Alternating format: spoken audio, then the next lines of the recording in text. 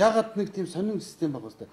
Ягаад Монголын тэрийг ердөөс 4 жил тутам бужигнуулдаг ийм имийг бол хуулиараа бүр ард түмэн энийг бол одоо чинь одоогийн өнөөгийн байдлаар бол ард түмэн энийг ажил одоо ард түмний аж амьдрал муу байгаа үед бол солиход бол одоо 4 жил бол зарим нь урт байна, зарим нь богинохон байна гэдэг ингээд яриад байгаа шүү дээ. Тэгэхэд энэ юм бол ягаад гэвэл энэ систем угаасаа энэ систем заавал муу байна гэж бодож энэ системийг хийсэн. Ягаад 4 гэж юу? Тий. Ягаад хэрвээ ард түмний одоо амьдрал авах улс орны хөгжил цэцгэлтийг аваад байгаа улсууд ягаад 20 жил 30 жил ягаад тэд нар бол тодорхой тэр заавал хугацаа заах гааргүй аваад байх хэвээр. Харин тэрэнд бол тодорхой хэмжээгээр бол бусд нь эргүүлжин татдаг тий. Тэгээд тэрэнд нь бол одоо тодорхой хэмжээгээр янз бүрийн ротац хийдэг ийм л баг. Тэгэхээр Монголын үндсэн төрийн үндсэн цөм бол хизээч бол шинжлэгддэг. Тэр чинь уламжлалт бодлогоо заавал авч явж идэг. Тийм үү? Улс төрийн эзэн гэж бол хизээч энэ бол удирдлагын энэ залхуунч нарыг хизээч тасардгүй ийм гамбат ийм хэлхээтэй байх хэрэгтэй байхгүй юу?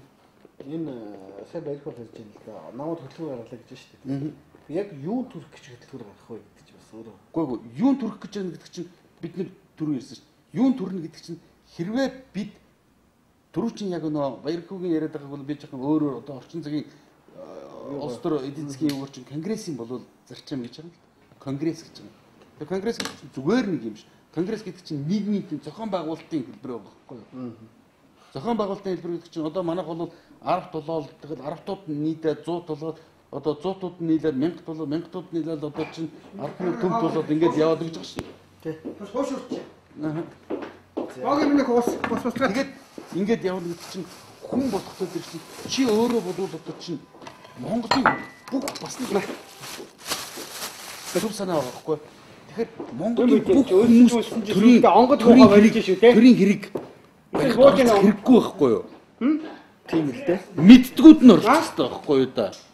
Одоо бол ердөөс өнөөдөр яаж ирэх гэж чинь бүгднгийн нэг төмбөнд аваач чигээд мэддгүү болон толгой нэргсэн олонхоор нь засгийг нь завшдаг систем болчиход шүү дээ гол нь. Гой орж ирж байна уу? Тэгээд тархаа амнаа. Ахоо. Нөгөө чинь хүмүүс үгээд хардаг. Ард хэрэглүүгээ хардаг тий. Тэг мөнгөний урсгал нь яг эсрэг. Жишээлбэл бизнес эрхлэж байгаа хүмүүс дамжиж очих хэвээр тэр бодлогын хүүгээ манайх ингээд өсгөөлнө тий. Гэтэл Европын бол бодлогын хүүгээ дандаа болгоно. Хямруул ахаад болгоно. Тий. Гэтэл манайх хямруул болгох чинь ахаад өсгöd байгаа. Чи засгийн газрын энэгээр баахан мөнгө аваачаал зүгээр хэрэглэгч талтай л мөнгө. Тэгэхээр хараа нэг юм байгаа байхгүй юу? Тэр эдээс босхгүй гоц. Нэг сонирн байгаас бүх улсуудын засгийн газрууд чиний ярьдаг зүйл дээ.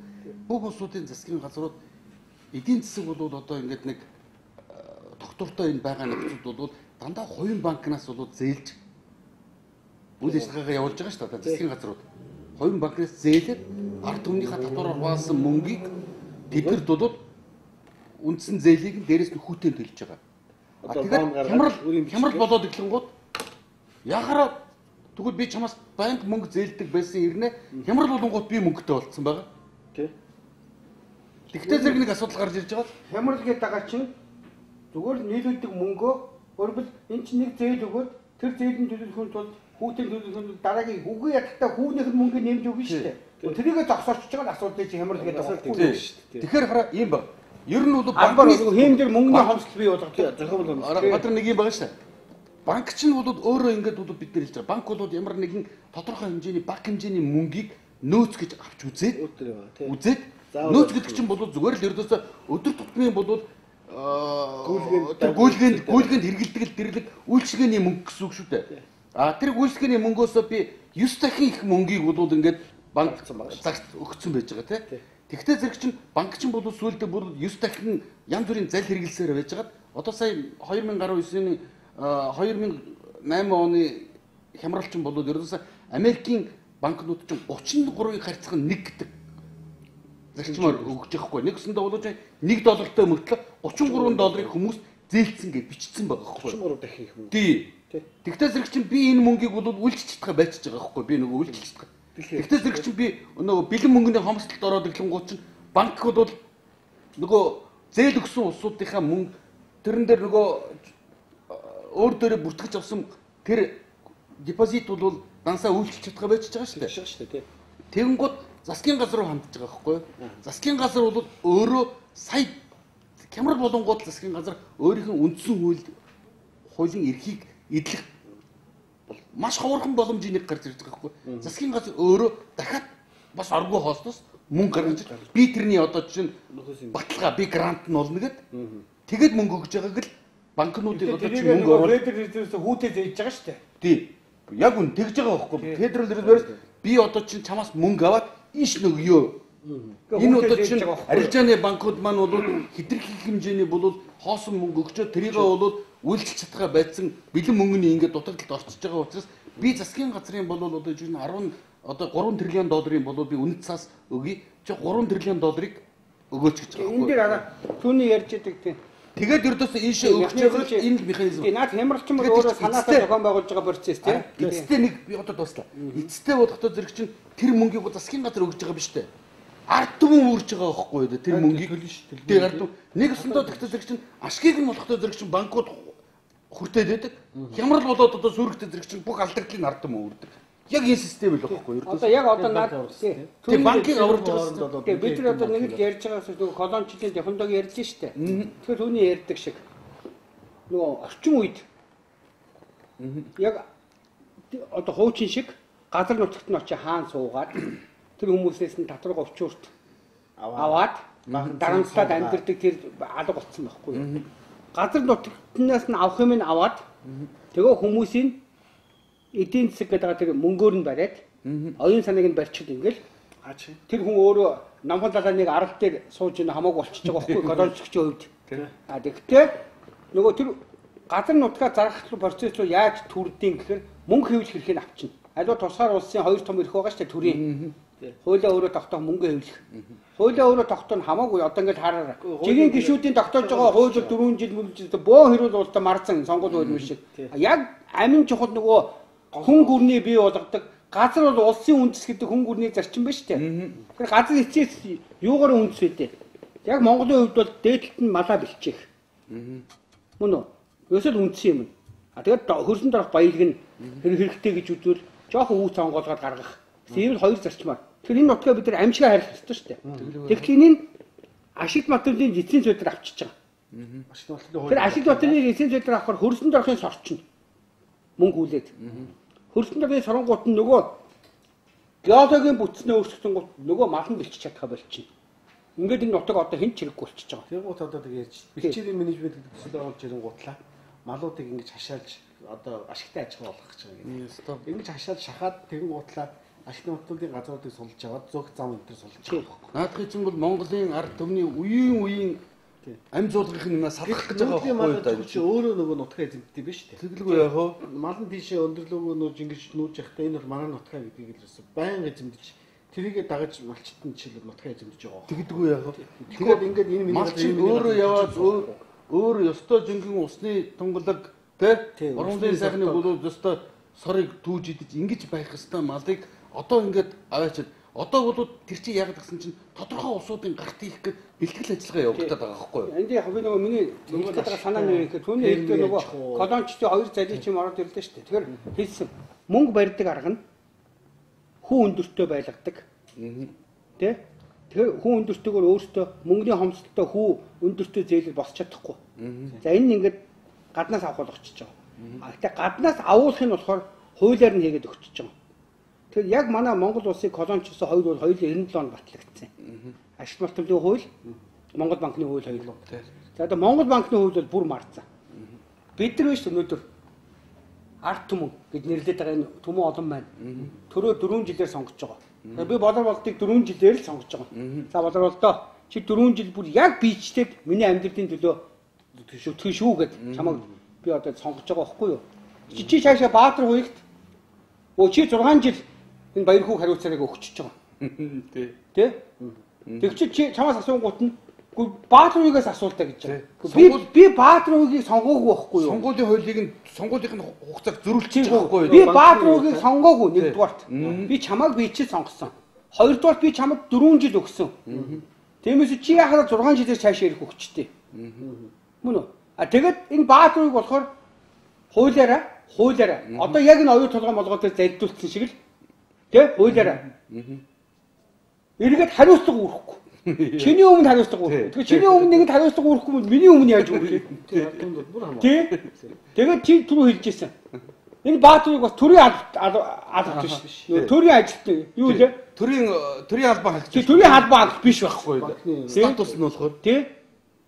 Тэгвэл зэрэг чинь эндээс нэг тийм сонио ойлгох. Энэ ердөөс Монгол банк гэдэг бол гадаадын энэ колонич нэгсийн зориуд Монголын төр, Монголын ард түмний дээр хийсэн Монгол одоогор байрлаж байгаа боловч Монголын ард түмний биш байхгүй. Монгол банк нэртэй Монгол улсуудын дотор нь ажиллаад байгаа. Монгол банк нэртэй ч юм уу эсвэл Филиппиний төв банк, Тайландын төв банк тэгээд тухайн улсынхаа төв банк гэсэн нэртэй боловч Федерал Резервийн тухайн улсын агентууд нь агентууд болчихж байгаа байхгүй. Яг тийм байна. Шууд тийм байхгүй агентууд байхгүй юу? Тэгээд тэр агентийн эрх нь өөрөө тэр агентийн дансанд хэдэн доллар цугулсан тэндээ тэнцэх хэмжээний тухайн орон нутгийн мөнгөн тэмдэгт нэртэй юмыг нийлүүлдэг. А тэгэхээр тэрний өндөр хүүтэй нийлүүлдэг. Тий заавал өндөр хүүтэй. Тэгэх юм бол тэр өндөр хүүтэйгээс нь нөгөө орон нутгийн гарууд аваад болж чадахгүй байхгүй юу? Тий. Тэгэхээр яах вэ? Тэр өндөр хүүтэйг нь гимдэж аваад зээлийн өрөнд баригдсан гарууд өшөө хүү багтаа урт хугацаасаа зээллүү тэмүүлнэ. Тэр зээлийнх нь барьсан юу тавих хэрэгтэй? Их нутгаар тавих. Гадаа шороогоо тавина. Яг ийм болж. Өөр юу тавих юм? Яг л энэ байхгүй юу? Колоничлын залчин юусоо. Энэ юмнуудыг тэгээ манай хүмүүс одоо ирэх хүчнэр ойлгохгүй энэ Монгол улсыг 20 жил бол энэ буруу угаасаа бол ийм тавилангүй ийм бодлогоор ингээд чирээд байхад үнэхээр нэр харамсалтай байгаа. Тэгээд давхар арилжааны банкудад давхар зээл болгоно. Тийм. Тэгэхээр арилжааны банкудаас бас барина. Одоо манай тараа ингэж штэ. Одоо Солонгосын банкар 4 жил бол хөгжлийн банк. Хөгжлийн банк гэдэг бол манай энэ уул хурхаагаас орж ирж байгаа энэ мөнгийг Монголын одоо чи хөгжилд хийх гэж байгаа мөнгийг гадаад улсуудын бид нартай огт өөр хувь зээ ондоо улсуудаар тийм үү? Тэрүүгээр удирдуулах гэдэг энэ мэдэхгүй бид нар одоо яаж наач угаасаа юм байхгүй. Тэгээ Солонгос гэдэг бол өнөөдөр нэгдсэн улсын байгууллагын ерөнхийлөгчийн Солонгос. Солонгос гэдэг бол зүгээр аль ч хааны дуулууртай аягүй сайн зарц боол байхгүй юу. Тэгээд чи бол бат үг ярьж штэ. Солонгос хямрал болохоор 40 миллиард доллар хуандэдээ өгдөг ч гэх шиг.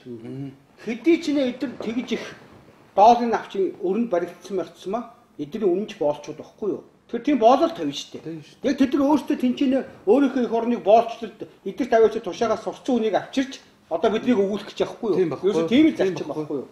Тэгээд энд харин яг одоо ингээд бидний ярьж байгаа юм биш үү ингээд гол юм нь энийг сонсож байгаа хүмүүст хүрэхтэй бид нар өнөөдөр байгаа харийнхны тоглоомын засаглалын мөн чанарыг ямар аргачлалаар яаж бидний захираад байгааг л хүмүүст хүргэж сэрцгээж нэгдэж нийлэх тухай ярьж байгаа болохоос биш энэ тогтцоонд нь өнөөдөр ашиглагдаад явж байгаа. Эсвэл энийг эсэргүүцэх гэж хүчин хүрхгүй байгаа энэ гэсэн хэн нэгэн хүнтэй холбоотой асуудал яриаг байхгүй юу? Ярихгүй. Тэгээд нэг юм ажиглагдсан ингээд ийм ажиглагдсан юм билээ. Гэхдээ яг одоо ингээд юу гэдэг юм аль нэг төрийн албан тушаалын та холбоотой. Тэгэхээр нэг тодорхой үүрэг хариуцлагатай байгаа шүү дээ. Тэрнтэй холбоотой асуудлыг ярьчихаар тухайн тохиолдолд тэрийг хариуцж байгаа хүн нь дайсан болчиход идэв.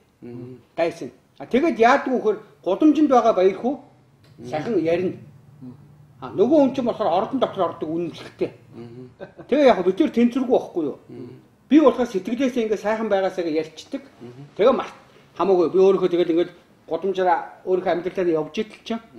Би тэр ордонд одоо мэдхгүй ороогүй хэдэн жил болж байна. Нөгөө нөхөр чинь ордны үнэлэхтэй учраас өглөөс орой тэр ордон дотор хийсээд зөвхөн баяр хүү муул хажил хийнэ. Тэнцвэргүй байгааз. Тэнгууд яадаг вэ нөгөө нөхөр чинь ороод нөгөө баяр хүү чинь тэгсэн байлээ, ингэсэн байлаа гэл ингээл өөрөлд энэ юмнаас цөмөрө монголчууд одоо болох болчиход байгаа байхгүй юу? Яг үнэ. Өөрөлд баяр хүү яг юу хэлээд байгаа юм? Яах гээд байгаа юм? Тэгээ авах гээхүү ухаанаар хандах хэрэгтэй. Боловсролд яг юу хэлээд яах гээд байгаа юм? Жишээ боловсролд баяр хүүд Баатарыг өнөөдөр ямар ч хийсэн тэр 76-аас суудл болоодчих сонирхол байхгүй. Надад л байхгүй. Мөн үү? Би лав ийм төрлөө хизээч очихгүй. Тэ? Яг үнэ. Ийм төрлөө би очихгүй. Энэ угаасаа төр биш. Тэгээ би нэгэнд харийнхны тоглоомын засаглал боол олмооргүй учраас би очихгүй энэ төрлөө. Тий. Тэгэхээр цөмөр энэ нийлээд энээс гарыг гэдэг дээр энэ дотор ч гэсэн одоо хараа л да. Эртээ тэр телевизээр ярьж хийж хагаад анх оюутлахын гэрээг нэг гишүүн эсгүүцэжсэн ч гэлөө. Гудамжны иргэний одоо юу гэдэг нь те байгууллагууд те. Дараа нь энэ маань 9 болсон 7 болсон ч гэлөө. Одоо 20 болчих гэдэг шүү дээ. Энд чинь угаасаа л нөгөө явдаг юм явдгаар явал монголчуудын гоё үг гэдэг шүү дээ. Цаг нь иржээ гэж. Тэгэхээр одоо цаг нь ирсэн. Тэгэхээр энэ цаг нь хэзээ ирсэн гэхэд түүний миний хэлдэг. 2007 оны 12 сарын 18-ны өдөр тэгээ Бархасгад гариг Тэнгэрийн голчод орж ирж тэр Христ төрдөг, Будда төрдөг гэдэг байгаа нөгөө тий нар хойртул байж явах тэр хүчин зүйлээр чинь шинэ эрен эхэлсэн. Шинэ эренг хэн эхлүүлдэг? Монголчууд эхлүүлдэг. Тийм учраас одоо ингээд нэг гадуур нэг баахан бөө удган төрлөө барьлаа. Ингээд хэлдэг байгаа чинь их муугар бодох юм бол энэ сүүрч магадгүйгаа хүн төлөвлөлтнөөс удмаа аврах гэсэн удмуугийн сүнсүүд идэх хүчиж байгаа. Их муугар бодвол сайнаар бодох юм бол монголчуудаас ирэж байгаа тийм л юм. Яг үнэн тий. Тий. Ер нь бол хүмүүсийн одоо ингээл ажиглаад авч чинь зөвхөн нэг жилийн өмнөөс ч ингээл ажиглаад байгаад бас улсууд ус имийг их сонсдог, чих тавьдаг. Эн чи юу болоод байна гэдгээс бодчиход байдаг. Учрыг ойлгох гээд болчиход байна. Асуугаад байраа дод шүрмсөөр яриад тийм үү. Заавал бол одоо чинь бидний бол ярьсан имийг яг тэр чигээр нь ав гэж байгаа биш. Мэдээж бид нар бол боломжийн хэрээрээ бол судалсан, мэдсэн, гарсан юмнуудад хүмүүстэй хуваалцах гэдэг байгаа шүү дээ. Бас ийм бодвол ийм өнцөг байна шүү. Энийг ингэж бодоо. Энэ буруу юм байна. Энийг буруу гэдгийг бол бас өөр дэлхийн бас одоо шилдэг эрдэмтэн судлаа хачаад ард түмнүүд ойлгоод байна. Тийм үү? Бид нар үнэхээр л одоо чинь одоо дэлхийн ард түмнүүд бусад юмнуудтай бол бид нар адилхан байдаг. Дэлхийн ард түмэн ингэж байгаа учраас Монголд ингэж байна гэдэг тиймийг бол их ярьдаг шүү дээ. Яг тэрнтэйгээ адилхан тэд нар ч гэсэн бодчиход байгаа юм бид нар бодох цаг болчихж байна гэж л энд энийг юм хэлэх гээд байгаа байхгүй. Яг одоо энэ одоогийн төр гэдэг байгаа тогтолцоо байна шүү дээ. Ялангуяа саарл ордонд байгаа хүмүүс гадагшаа гарч ийм сонирх хэмж хатхааргүй хэмжээнд нөгөө колоничлогч ч орж ирээд самбар болцсон байдیں۔ Тэгээ би нэг одоо бас нэг тодорхой хугацаанд тэр ордон мордон орж гардаг байсан хүний хувьд мэдхэд зүгээр л өдөр яаж өнгөрсөн мэдэхгүй л тийм бужигсан тулаанд өнгөрчдөг байхгүй юу? Одоо бол ингээд таньдаг хүмүүс ингээ харахаар яг тийм. Тэгэл нөгөө хүмүүс ч юм шүү дээ. Яг энэ зарчмын мөнгө хэвлдэг ирэхээ тэдэрт алдсан байна гэдгээс нь л анхаарлыг сарниулж их бүх төрлийн проблемыг шийддэг байхгүй юу? А тэгээд тэр нөгөө босод дагалдах хуулиуд нь шүү дээ. Бүгдийн хооронд нь зөрчилтөө бужигсан хийлгүүж ажичаад тэрэн дээр их захгүй. Өөрөөр бидний төрөйд нэрлээд байгаа тоглоомын засаглалт нь бол битүү их захгүй тийм хэрүүл. А яг буугаад энэ төмөө олондоо ороод ирсэн гот юм уу тал тоосны төрөө хоорондоо шүүх цагдаа болсон зүгээр өстө бүр нөгөө тий тэгээд нэг нэгэндээ нэг хүнийхээ ачаалаа өөрүүлэх гэсэн нүдээ ухаас буцахгүй тэмцэл ийм юмд бол авчиж ичдэг байхгүй юу юусоо тэгэхээр энийг л бүгдээрээ нийтээр ойлгоод тэгээд өгөн ихэнгийн үндсэн хууль зөрчигдсөн байж байгаа харийнханд алдчихсан байж байгаа тэр төв банка буцаж авчираад энэ ард түмнээс сонгогдсон 76 ч өөр хариуц яг өнөөдрийн засгийн газрыг харахаар хүмүүс айгүй их мэдлэлтэй гэж буруу ойлгоод идэв. Өнөөдрийн засгийн газрын чи ямар ч их мэдлэлгүй зүгээр л татврын арга бай. Юу юм гэхээр Монгол банкны хэвлэсэн 100 төгрөгнөөс нэг алдцаж авалцсан 20-30 төгрөгийг олж аваад тэгэл тэрийгээ зүгээр өстө төсөв гэдэг нэрээр өстө хуваах га зүгээр өстө бөө хөрүүл болоод жилдээ 2 удаа төсөв батлан төсвийн нөгөө тодтгол гал. Бүр проблемд ихчихэж байгаа. Гэтэл тэр 100 төгрөгийн дотроос арай гэж олж авч байгаа 30 төгрөг нь өөрөө хэдэн хувийн инфляцтай яахын ийхин гэдэг нь энэ 100 төгрөгөн дээр гарын үсэг зурж байгаа тэр Монгол банкны ерөнхийлөгч мэдж байгаа. Монгол банкны ерөнхийлөгч тэнд зурхын тэ гарын авлагын яах өдөртөмжийн валютын сан өгч байгаа байхгүй юу? Харин тэгээд байгаа байхгүй юу? Тийм улсын хурц мэдхгүй засгийн газрын мэдлээс бол бүр хуулиар салгаа. Тийм тий. Тэр бүр хуулинд ингэж хараат бас гэсэн үг үүтэй. Үгүй яахаараа Монголын төмөн олноос бүр өстө бөө юм болж сонгогдсон 76 хүн тэрэн дундаас томилогдсон засгийн газраас хараад бус байх хэрэгтэй. Тэгэхээр засгийн газар чинь яг хүмүүсийн ойлгодог шиг тийм эрх мэдэлтэй биш хэлбэгдэж байгаа засаг байхгүй юу? Өөрөөр хэрэв өнөөгийн засгийн газарт Сингапурын, Канадын, Малайзийн шиг мөнгө хэвлэх эрхийг өгсөн байх юм бол бид нар юм нэг хэрэгтэй юм бас. Тэгэхээр яг түрүүний ялгаа байхгүй Аргентины банкыг бүгд лоерчин шулаач гэж бодож байгаа шиг засгийн газрыг юм хийхгүй гэж бүгд бодоод идэл чинь засгийн газрыг одоо хүмүүс юу гэж юм нэхэр өчийн модыг тарилдаа гэж шахаад байгаа. Гэтэл тэр модыг тарих нөгөө үндэс багц зэвсэг үнэ гэсэн гол юмнууд нь байхгүй. Тэр нь эдийн засгийн мөнгө хэвлэх хэрэг нь. Тэгвэл юу ч байхгүй эдэн тэрийг ойлгохгүй тэр модыг тарьж чадах юм шиг амдаад гарчаад байгаа байхгүй гол нь. Яг үнэ. Өөрсдөд нь тийм эрх байхгүй мэдхгүйгээр тийм эрхтэй юм шиг гарчаад тэгээд нөгөө Монгол банкны хэвсэн 100 төгрөгийн 30 төгрөгөн дээр юм уу 20 төгрөгөн дээр нь зүгээр их мэдлэлтэй юм шиг тоглоод. Одоо бүр инээдтэй шүү. Салбарын яам бол бүр 1 төгрөгч мэдэхгүй байгаа шүү. Гэхдээ тэгээд одоо ингээд манай тэнд гарч байгаа одоо чинь хууль тогтоогч нарын хууль хилцэж байгааг ингээд сонсож байгаа юм л да хаяа. Тэгэхэд тэд нэр хуулийн тэр гол одоо чинь механизмуудыг гол нийгэмд ирж байгаа юмнуудыг одоо ярихаасаа илүү яг ярьж л да баг хэмжээ. Гэтэ хамгийн гол түлхүүр зарчмуудыг одоо тэрэн дотор байж байгаа түлхүүр төр санаанууд дээр тогтож ярихаасаа илүү ихэнх гишүүднүүд тэр цагийг нь бодоход тань мэдгүй асуудал тавиад өнгөрчихөж байгаа байхгүй юу одоо. Их хурлын гишүүд нь бодохдоо зэр чинь тухайн хилцэгдэх гэж байгаа асуудлаар ямар ч бэлтгэлгүй байна. Тэгээд тэр нь хамгийн гол нь бидний амьдрал дээр хууль болоод хүрээд ирж шээ. Ер нь бол эндээс хараа ингээд одоо тэр засах гэдээс дөрөв яриад байсан шүү дээ. Ясаа гэдэг үгнээс гарсан байлээ гэдэг. Тэгэхээр төргээд байгаа чинь бол тэр монголчуудын мөнгө тэнгэрийн зарилгийг хүн төрөлхтөнд хүргэлдэг, үндсэн хуулийг тайлбарладаг, их цайзыг хэрэгжүүлдэг, оюун санааны удирддаг буюу тэрийг хэлбэржүүлсэн хууль олж гаргадаг институт. Яг тухайн газар нутагт амьдарч байгаа хүмүүсийн ахуй амьдралыг хангаж байгаа болохоор тэр засаглал нь орчтой. Засаглал мөн үү? Юу юм хэрэг ёстой тэр өдөр тутмын хог шороогийн яах вэ, хүмүүхүүг өөрөөр хэлбэл менежментийн баг байхгүй юу? Тийм бай. Менежментийн баг. Тэгэхээр энэ төрлийн тогтолцоог чи бид нар ухаан бол өөрсдөө бас хийгээгүй шүү дээ. Өөрөөр хэлбэл эднээс зориулаад хийгээд өгчдөг. А бид нар өөрсдөө нөгөө удам тасцуулсаад энийг мэдхэ болчдөг. А энэ эргэж ирэнгуут нь боолчуудаа зөвлөө сайхан амьдуулаад тэднийг сайхан амьдуулчих байсан 500 жил. Хийгээд ирсэн юм эргээд ирэхдээ төрөл арилжиж ирээд тэгээ нөгөө боолч нь толгойд гараа суучдаг. Үгүй эмгэнэл чи эндээ байгаа байхгүй. Яг л тэгэл нэг үндсэн хууль батлахын өмнө 20-д онд манайх анхны үндсэн хууль батлахыг урд нь буу улаан хатлага. Тэ? Дараа нь 40-60 оныг бол гарсан ахгүй орсон их. Тэгээ 92 онд чинь боо юм болоод бичиж байгаа үндсэн хууль батлаа гэсэн чинь сүүл рүүгээ биш болоо явцсан. Тэр чи ердөөсөө яг одоо манай зарим улс төрчид юмуд хэлсэн байна шүү дээ. Азийн болвол одоо Америкийн нэгдсэн улсын болвол Азийн сан гэдэг байгууллагын төлөөлөгчнөр тэдний зөвлөхнөр тийм үү? Тэр гол одоо үндсэн гол одоо зарчмуудыг хамгийн гол одоо залтууд юм бол тэдний зөвлөгөө гэж явах тэр чинь зөвлөгөө гэдэг чинь бол манайхан зүгээр ингээд зөвлөнө гэдэг чинь ямар нэгэн дэрийг авч чуулна авахгүй ч болно гэсэн үг шүү дээ. Уг нь Монгол хүний толгойд бол тэгж бууж байгаа байхгүй. Тэр зөвлөгөө бол тушаалыг зөвлөгөө гэж нэрлэдэг байхгүй. Тухайн үедээ тушаал байсан. Тушаал тулгалтай байхгүй да.